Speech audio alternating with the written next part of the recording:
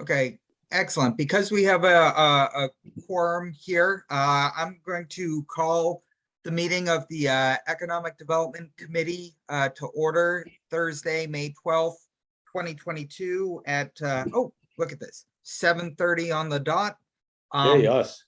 I'm going to just call people out as I see them on the screen. If you could just acknowledge that you're here so we can get this going. John. Here. Alan. Here. Julie. Here. And Rob's here. And we're joined by Claire Reynolds and Marika with us. So I think looking at the agenda, my apologies, I was not able to make the last meeting, I believe. And so I don't have anything new to report as chair.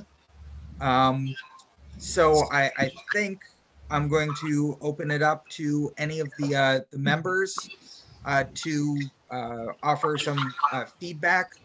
Julie, maybe an update on the economic development, sorry, master plan committee?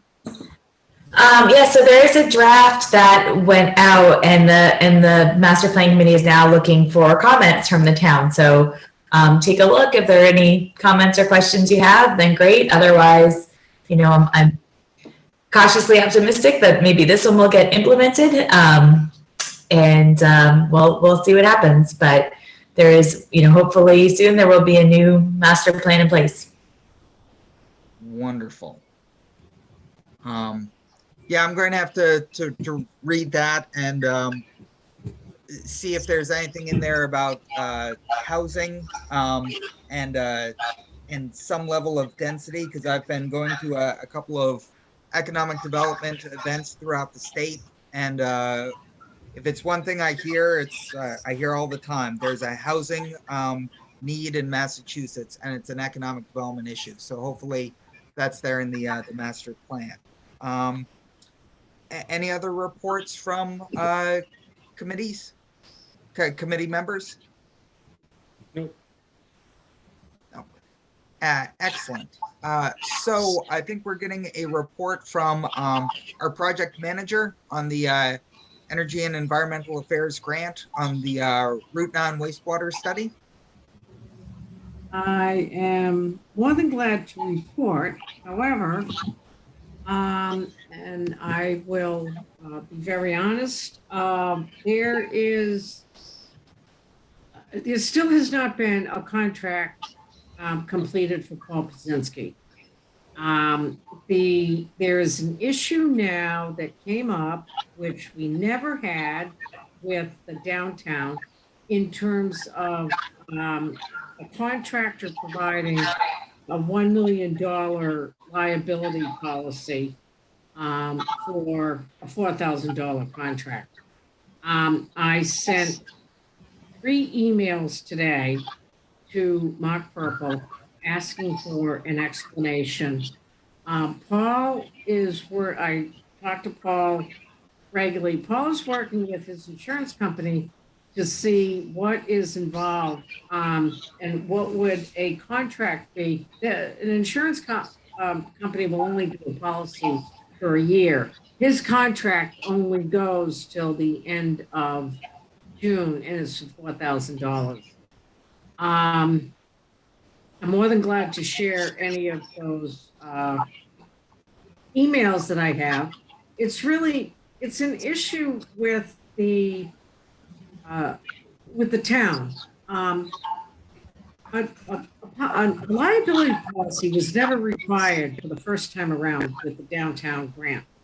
I asked the question, which I have still not gotten a response back for, is what other, Judy Barrett was not required, or she was, they dealt with her individually. Marika and I, when we first worked with hiring Judy Barrett, that was never an issue that came up. This has kind of delayed the whole thing.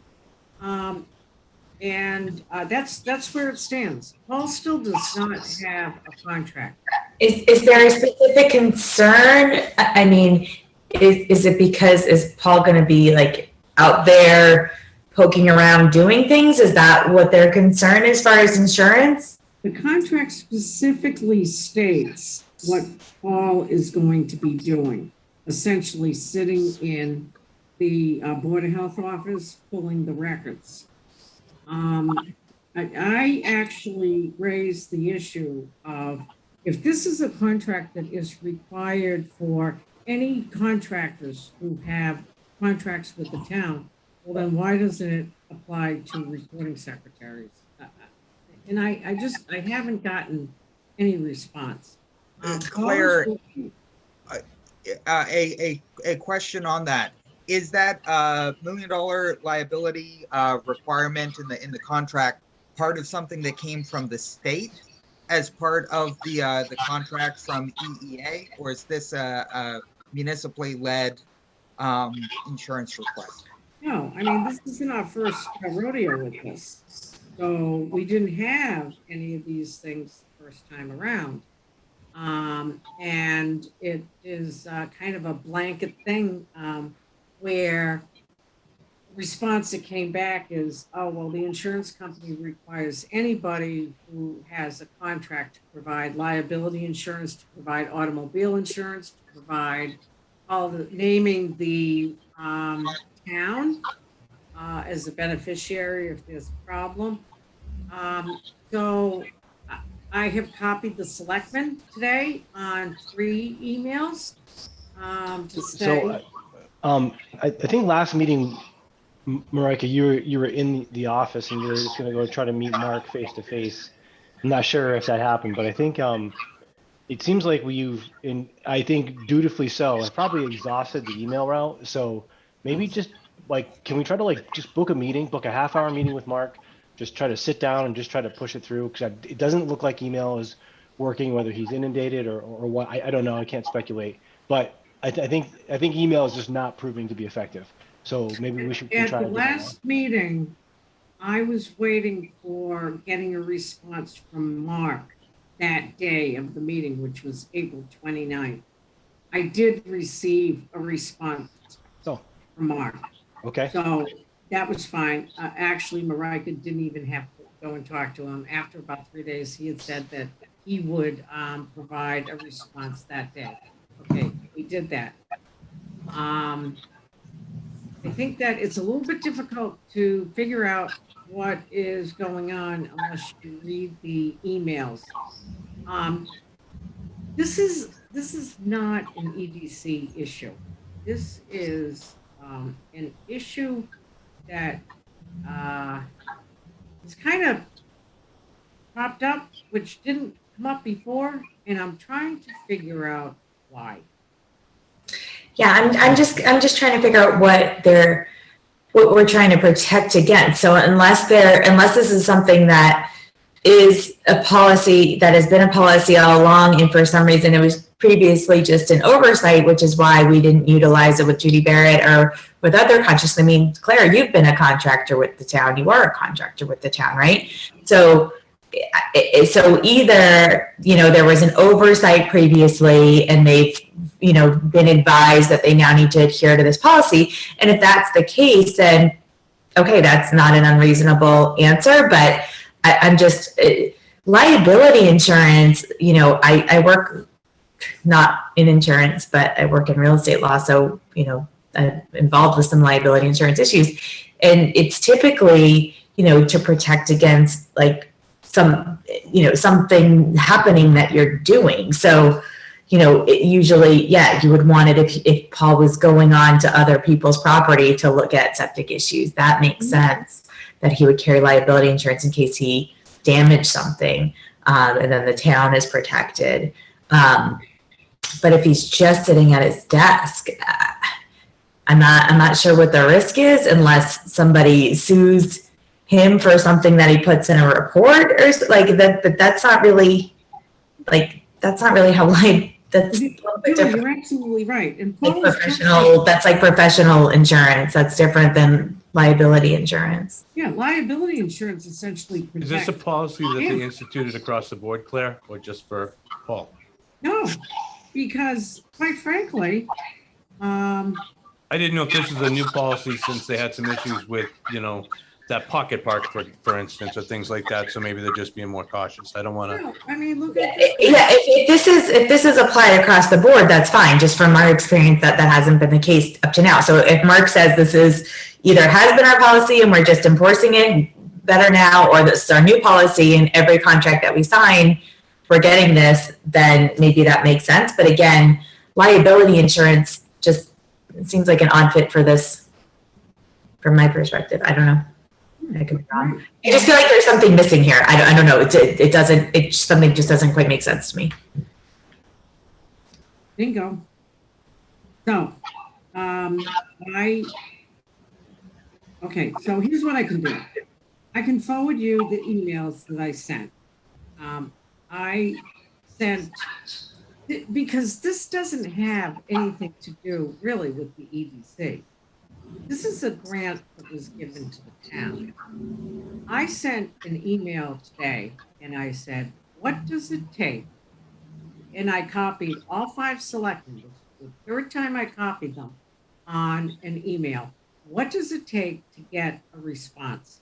If you think about it, if they're saying that this is for all contractors, then it means that anybody who is a 1099 contractor has to have liability insurance. And you know what? That includes the recording clerks. So Yeah. something is not making sense.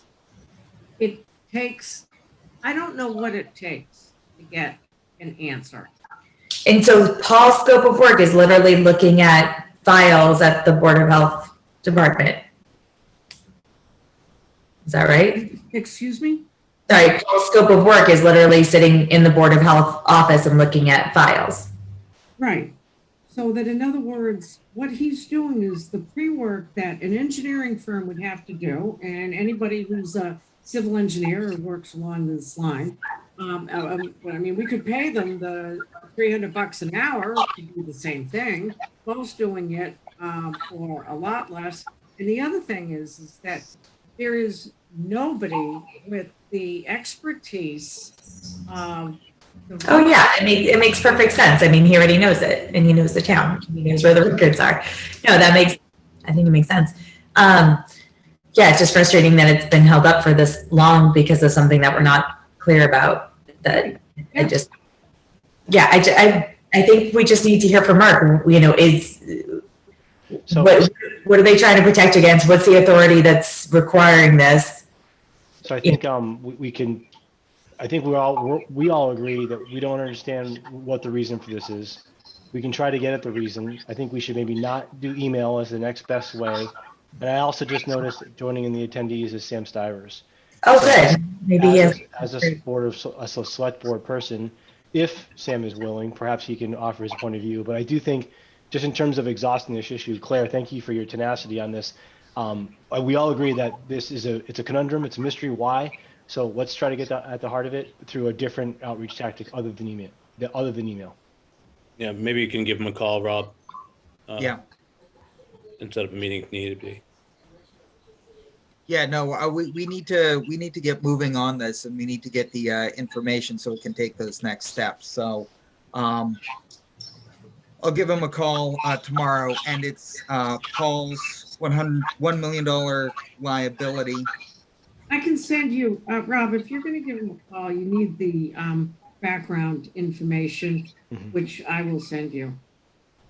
Yes, please do. I'm going to have. There's a trail of email messages, which started about a week ago. So I will send you that whole trail. Thank you for the tenacity on this, Claire. Thank you. Yeah. Yeah, we've got to get moving on this. Okay, so we're kind of in a holding pattern on that, but what Paul is doing will kind of provide a basis for those next steps for the EEA grant. So that's, I guess, the second part of the agenda item, next steps. Anything else you want to add, Claire? Yeah.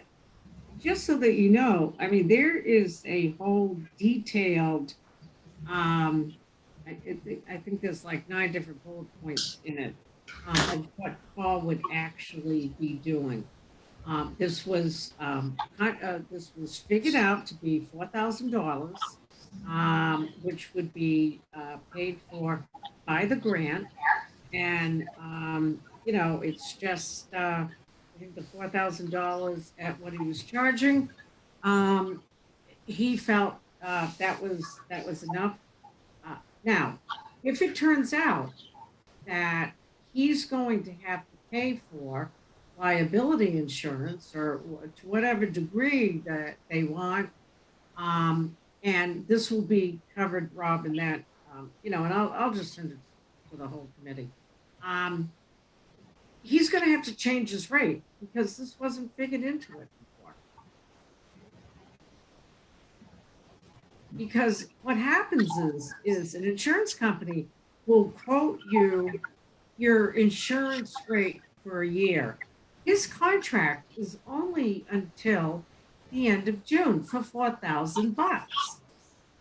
So It might be, I don't know enough about it, but it might be able to be canceled and prorated. I don't know. well, But I hear your point. I talked to him about that today, Julie. Thank you. Because I said to him, well, if it turns out that after 4 months, it gets it gets canceled, he doesn't have any more work. Because don't forget, he has to protect himself. So what is the prorated amount, and how does that actually work out? Because you can we went through a couple different scenarios in terms of how he can protect himself. Well, I think there are two things that we need to do. One, I need to talk with Mark, give him a call tomorrow. Claire, if you could send me that email backup, that would be great. We'd also have to find out what the cost to Paul was going to be. Because if there is that added cost in there, that is not part of the grant. Well, once again, there is a match required from the town. And I do believe we have some extra money in our contract services. So if we need to, we can go and dip into that contract services, give us part of that match, and take it that way, just so we can get moving on this. Yeah, but keep in mind, guys, the way the breakdown is, because it crosses 2 fiscal years, the way the breakdown sets up is we, so to speak, need to spend. I'm not sure that that's the way to put it, but EEA said is $12,000 that'll be allocated for the first phase of this, so to speak, which ends at the end of June. Okay, so you take $4,000 for 12.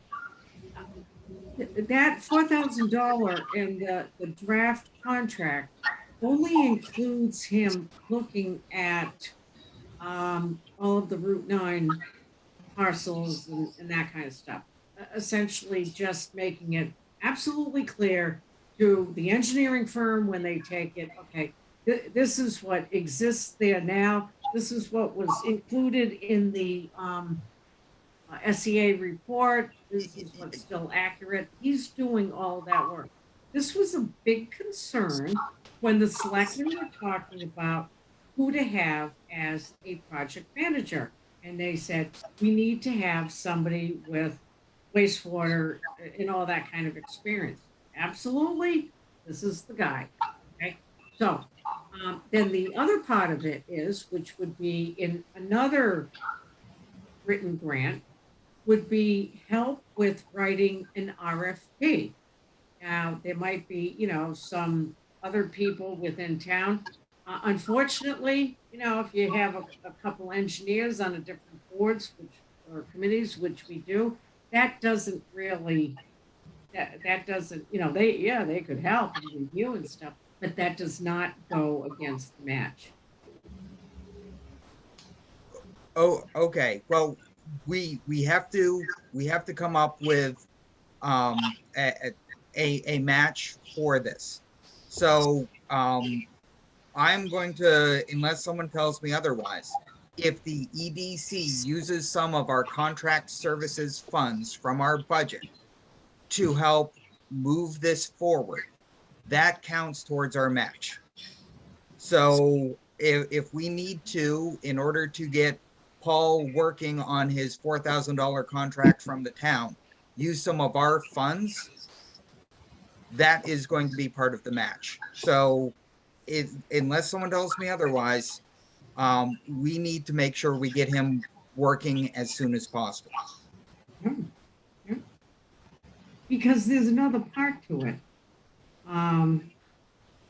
As he's sitting there, Marike and I put together kind of like a template so that the information that he collects parcel by parcel will be clearly identified. You know, the parcel ID number, who the owner is, where's, you know, the address, etc. And then he goes in and he writes his notes. One of the things that was going to be part of the in-kind services was Marike typing up all of that stuff. As we all know, time is running out on Marike. Yes.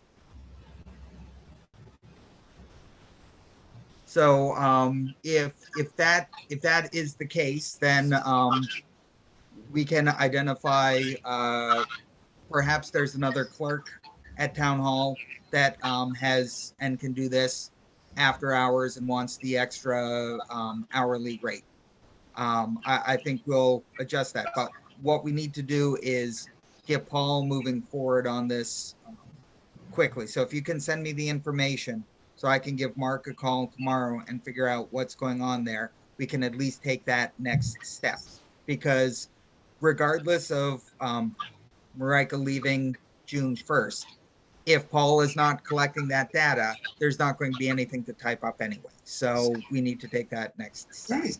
So if you can send me that information, we will tackle that issue first with Mark, and then move on to the next one.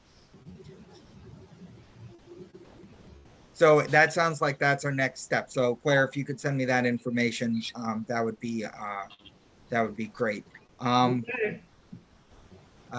Next up on the agenda is the coordinator's report for the Reliant Medical meeting and grant application. Yeah, very quickly, the Reliant Medical meeting is scheduled for May 17th at 10 a.m. at the townhouse.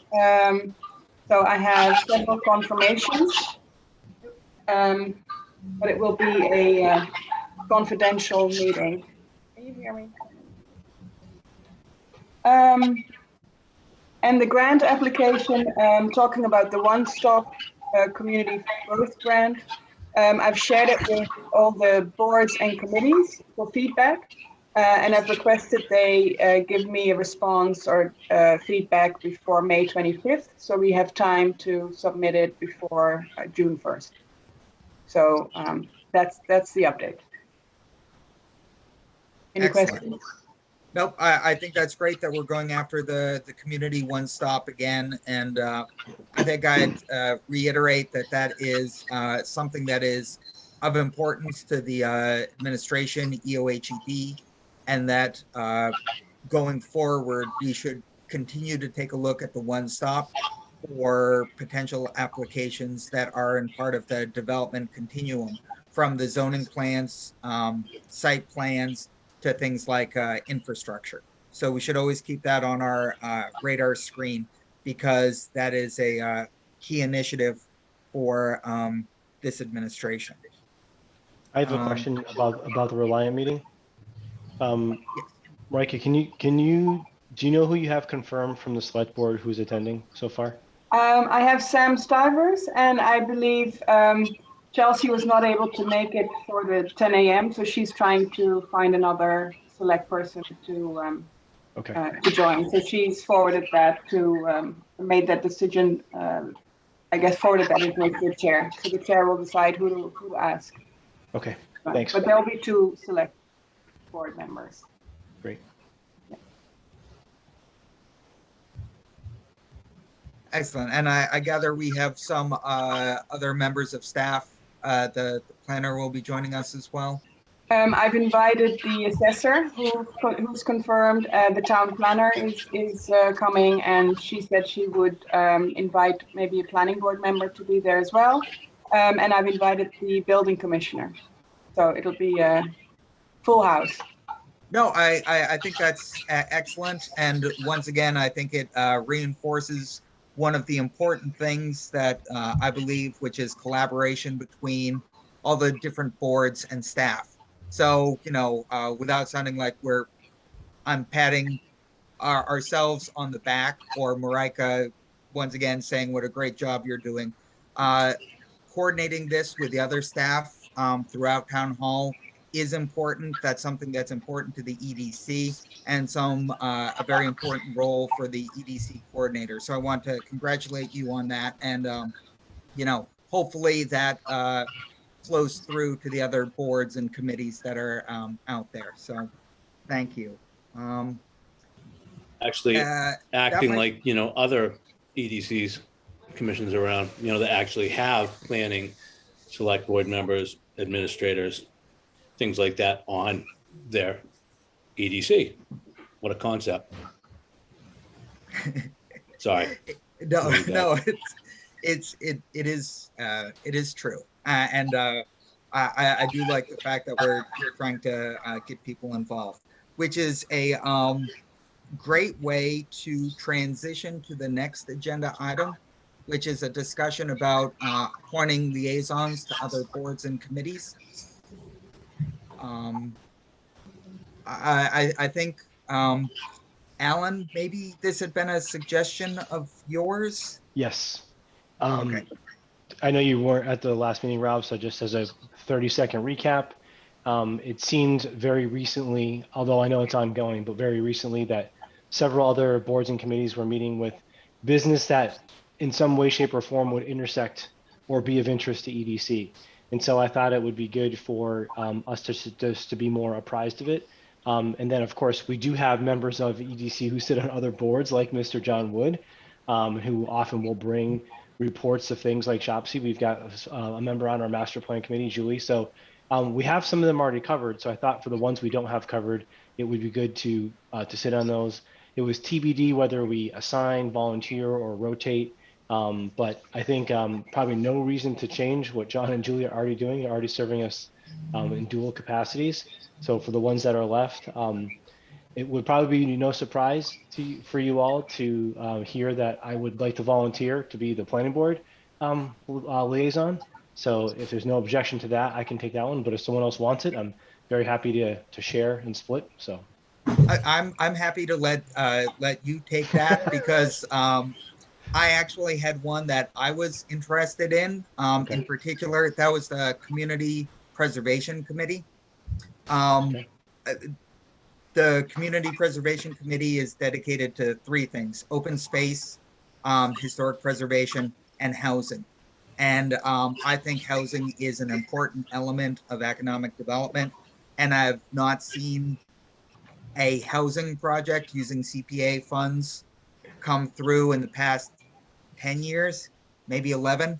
It's been a long time. So if people are okay, I'd like to kind of volunteer to be the liaison for the CPC. Yeah, I think that's actually a really good one to be involved with from our perspective. I think that's a great idea. Yep, agreed. So I guess that leaves select board hanging out there, and I'm not sure where other ones meet on a regular basis. I don't know if we need to decide now. I think we've already made progress. We've assigned 2 net new ones. We are hopefully confirming John and Julie to the other respective boards that they're on. Well, the master plan committee is going to wrap up at some point also. I mean, and again, I don't think that the appointee needs to go to every single meeting necessarily. The selectman does definitely, I wouldn't want to be assigned to go to every single board. No. But to the extent somebody's responsible for monitoring an agenda, Yes. And if there's something that's relevant to us, or if we're being discussed, or one of our projects is being discussed, making sure somebody's there to represent. Yes, thank you for that clarification. That's more what I meant. Not every single one, and then maybe not even the duration, just perhaps the portion that's relevant to the business that could intersect what EDC does. So. No, I think that's excellent. And the thing also can be, you know, a conversation with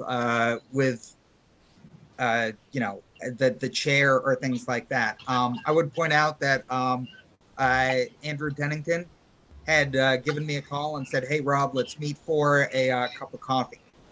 And so he is a select board member who actually did outreach to the EDC chair to just get a little bit of information. I appreciated that. Yeah. So I think, you know, he's not able to always participate in our meetings, but at least he's somewhat knowledgeable about what's going on, which once again, I think is something that everyone can appreciate. So and the thing is, we can work our way through who it goes through. It's not torture. It goes through the select board agenda and maybe sees if there are things that are of interest and we can participate. So I think that's a really good idea. And so perhaps because we don't have the rest of our committee here, we're missing a couple of members. Would it make sense to jot down the sort of commitments that we made at this meeting and then bring that more complete but still incomplete list to the next meeting, and then see if there's other folks who want to raise their hand and volunteer, and then we can try to finish rounding it out at the next meeting?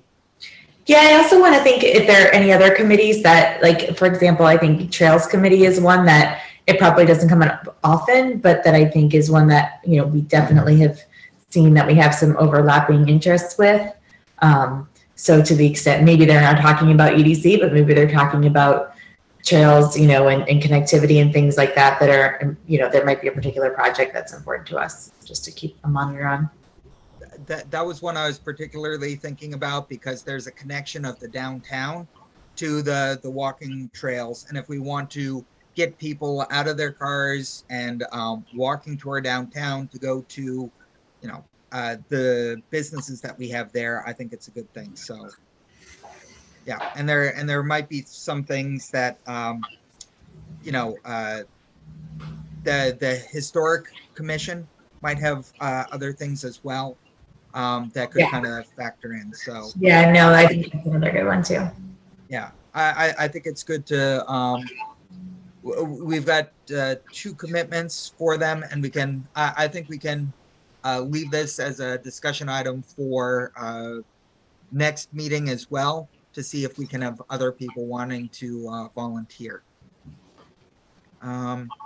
Okay, next up on the agenda is the administrative business, the approval of the meeting minutes from April 29th, 2022. Mr. Chair, I make a motion to approve the minutes of April 29th, 2022. Second. Okay. A question, John. Can I vote on the minutes? Even I was if you not weren't there, yes, you can. Okay, because I wasn't sure if with only 3 people voting whether or not it'd be quorum enough, but since I can vote, that's excellent. Okay, so I've had a motion and a second. Any discussion, updates? Nope. Okay, so I'm going to go for the approval as I see them on the screen. John? Aye. Julie? Yes. Alan? Yes. And Rob, yes, passes unanimously. Thank you. Do we have any unfinished business? I just had a question, Rob, and I don't know, well, maybe they did it recently, but I know back a few months ago, we had talked about sort of resetting some priorities and things that we want to do. And one of the ideas that I think you brought up was this idea of, you know, of solar projects, revenue generating parking spaces on public town property. And not to put you on the spot but I really liked that idea. And it's, you know, it's certainly something that's very timely. I'm seeing it come up in lots of areas. And, you know, again, it's something that, as you pointed out, could be a revenue driver for the town, or at least a money saver. And as part of our mission to, you know, to help bring down the residential tax rate, anything that is a net positive, I think is great, and an environmental positive as well. You know, I think it checks a lot of boxes. Yes, and I think Marika might be able to bring a little bit here. When we had discussed this, there was someone working on behalf of the town that was taking a look at that. That was a long time ago, and we haven't seen anything happen. Is that an employee or somebody we had hired out to investigate it? Or Marika, can you? So yeah, I had spoken to John Parent about it, and I think maybe I can revisit that topic of discussion and see what's happening.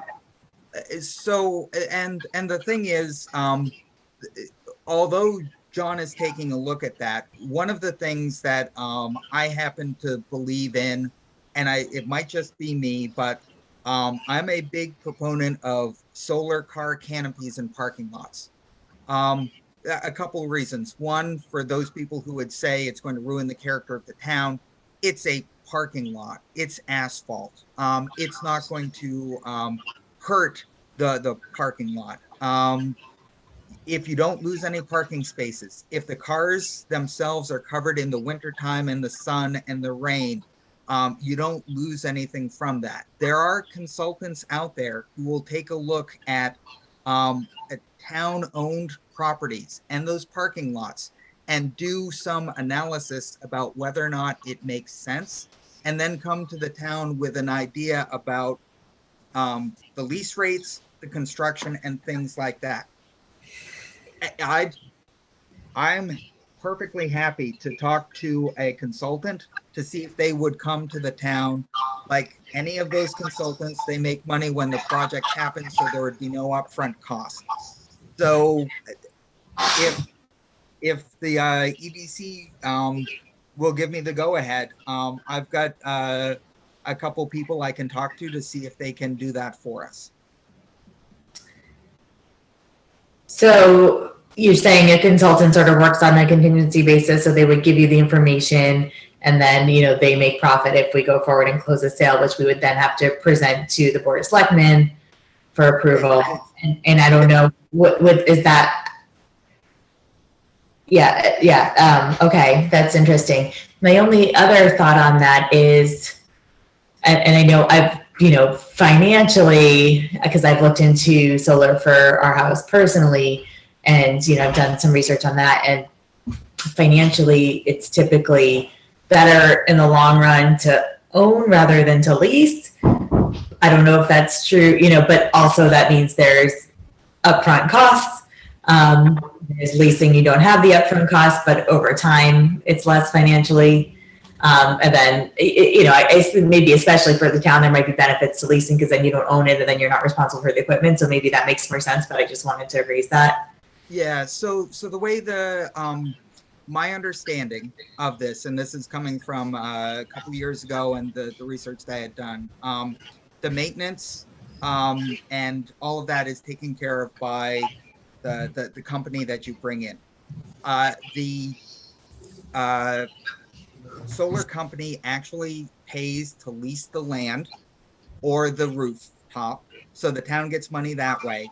And then rather than paying taxes, they do a pilot based upon the amount of energy that is produced by the solar, which they then sell to the grid. So it's that combination of ground lease for the, you know, let's call it the car canopies, plus the energy that's being created is how much they pay to the town. Usually on the solar, the useful life of those things is 20 or 25 years. That's usually the contract time. And, you know, you basically look at that as a yearly payment from them to the town for that particular use. Now that's simplifying it greatly, but that's how we could potentially, one, make an improvement for going a little bit greener, and then also help us from a fiscal standpoint, because if we have an awful lot of empty parking lots or parking lots that do not have trees near them that could collect that solar, that could work. And again, there are also the schools where solar could be as well. Yeah, especially when we're talking about potentially construction of new schools and things like that.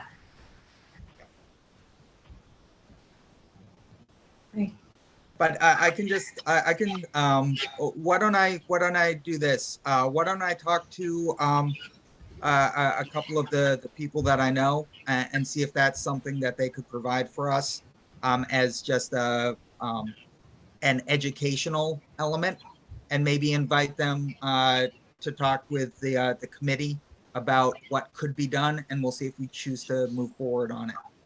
Okay. Nice. Cool. Because I definitely think there's so much more that we could do from an environmental standpoint. You know, economic development can and should be as sustainable as possible. And those things that we can do to, one, help the finances of the town, but also make a commitment long-term to things that will benefit not only us, but the children as well, is I think a good thing. So I'll run with that a little bit.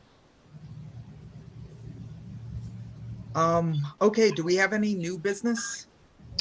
I have two things. They both might be very quick, and I wasn't sure if it was technically new business or not. But with Marika sadly leaving us for different pastures, how does that replacement search start? Is it through Mark Purple because Marika is an employee of the town? Do we have a say in either egging it on and accelerating it or anything at all, or is it truly in the town's hands? Yes, Yes, it's in the town's hands. it's in the town's hands. Yes, we can accelerate. Yes, everything. I lived through a couple of these. Okay. So if you want to start spreading the word, first up, we just got to make That's the one thing. I think the town's role is we need an open job posting with a job description. So do we know if that's been done yet? And no, and that's what I was planning to do myself this week. Is to write a replacement job description and kind of send it and ask them to post it. Yeah, and Marika, you can probably ask, and you know, for the previous one as at least the starting base. I'm sure you've made it your own in so many ways. I'm sure you'll have some tweaks to make to it, but you know, as a starting point, so you're not reinventing the wheel. You can probably, I'm sure you can find the old one somewhere. I probably have it somewhere. But historically, we've interviewed the candidates and made a recommendation to the Board of Selectmen, and then they choose. And usually, just like getting appointed, I think, you know, you go in front of the board and they ask you questions. So another thing, sorry, I mean, I'm not, but this is, I guess, for the future. And I kind of discussed it with Vanessa as well. And I know the town is hesitant to hire full-time employees because of the whole pension and insurance, you know, extra costs. Yeah. I think it makes sense to hire someone full-time for economic development and then be a grant coordinator at the same time, because this for especially the one-stop grant application, it's going to, you know, come by every year. And I'm not sure if anyone has thought about who's going to coordinate it, basically. So that's one thought I shared with Vanessa. Yeah, I mean, I think that's great because, you know, it seems, and maybe I'm wrong, but, you know, we've done such a great job of getting grants and sort of getting out of our little silo of this is just what we do, and looking outward and getting grants. And I think it's even inspired some other boards and committees to start to look into some grants as well. But maybe I'm wrong and I don't want to disparage anyone, but I don't remember that happening in other boards and committees before we started doing it just a few years ago. So, and there's money available out there for so many things that affect Economic Development Committee, but so many other things, particularly right now, that could be good for the town in lots of different ways. Everything is particularly in areas of conservation, environmental issues, and economic and housing, and all these things that we know are issues that we're facing. So I think, you know, that there's a reasonable pitch for that, and maybe we even, you know, as a committee, make a recommendation for the board to do that. I don't know, that would help. Marika, I might also mention to Vanessa when you speak with her that up to 5% of the funds collected by CPC can be used for administrative purposes. So that if we did want to bring someone on full time for economic development and other associated tasks, you could actually use money collected by the community and through the Community Preservation Act to actually have that as a secondary job. And that is a definitive revenue stream. No community that has adopted the CPC the Community Preservation Act has ever opted back out. So if you were thinking about ways in which to find some money to pay for someone to do multiple things for the town, like write the grants, like manage the grants, and do economic development. The 5% of the CPC funds being collected, being used for administration, can help defer that salary. And also, because there's an economic development element to it, i.e. housing and potentially open space and the connection of trails, I think it would be a good fit.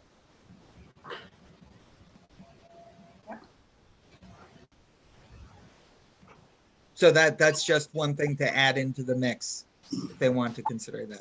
Yeah, and I think there's such a good argument that the return on investment for, you know, we've shown that the funds that we can bring in to do the projects we want to do without having to turn to the taxpayers for it is, you know, I think that's a really compelling argument. Yeah, excellent. Okay, so Alan, I think that was the first one on new business. Yeah, the second one, I mentioned it in the past, and I admittedly do not know if we addressed it or discarded it, but it actually ties together that something John said at the top of the meeting. Although I think you kind of said it in jest, but I think it works.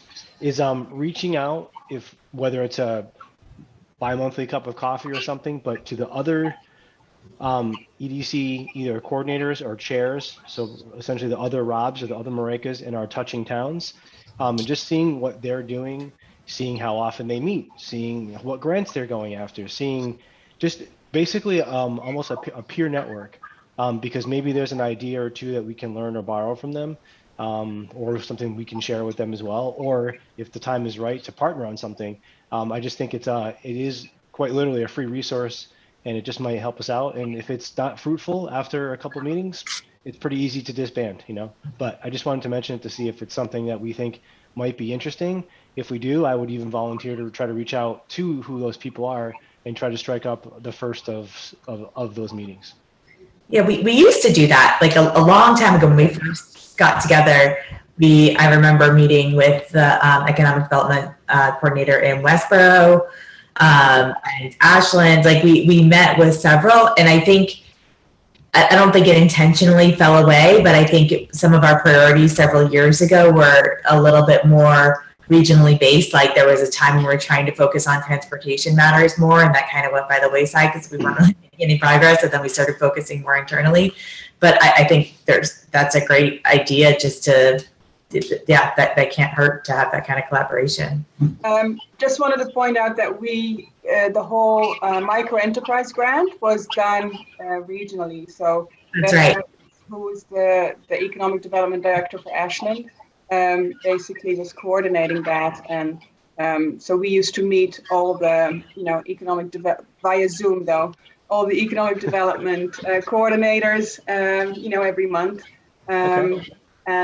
But I think it's a great idea to kind of, and I did speak to several of them, but I think it's a great idea to start meeting in person and building that relationship. I can give you. Yeah, I was just going to say, I'll reach out to you. It sounds like we have that contact information. So yeah, I'll give you. Great. All right, that was it. Those were my two items. I'm not sure if anyone else has anything else. No, Alan, I'm glad you're doing that. My role in my job is to meet with them anyway, and I'm trying to like separate those. So when I'm talking with them about what they're doing and what my organization that I work for can do for them, I want to keep that separate from Southborough. So I appreciate you you doing that. So wonderful. Thanks for bringing those two pieces of new business forward. I suppose we're opening up to a public comment. We've got two attendees in the audience, Marcy and Sam.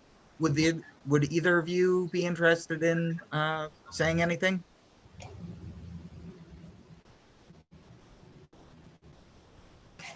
I do not see any hands raised, so I'm going to assume that we're all set.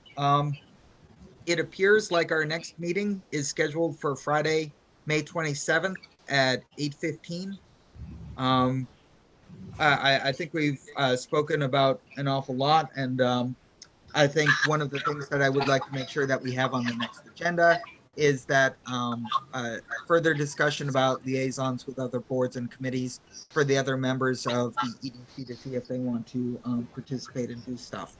And I do know that we're gonna take care of stuff with Mark tomorrow. Hopefully we can get in touch with him about what's happening. So unless there's anything else that I've forgotten, it looks like we've gone through the agenda and spoken about an awful lot.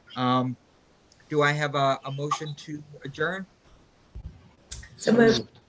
Second. Okay, I heard them both at the same time. So one was a move by Julie, one was a second by Alan. Correct. And without any discussion, I'm going to go around as I see them on my screen. John, Yes. Julie, Yes. Alan, Yes. Rob, yes. We are adjourned, and we will have our next meeting on Friday, May 27th at 8:15. Great. Excellent. Everyone go watch the Bruins game. Everyone have a good night.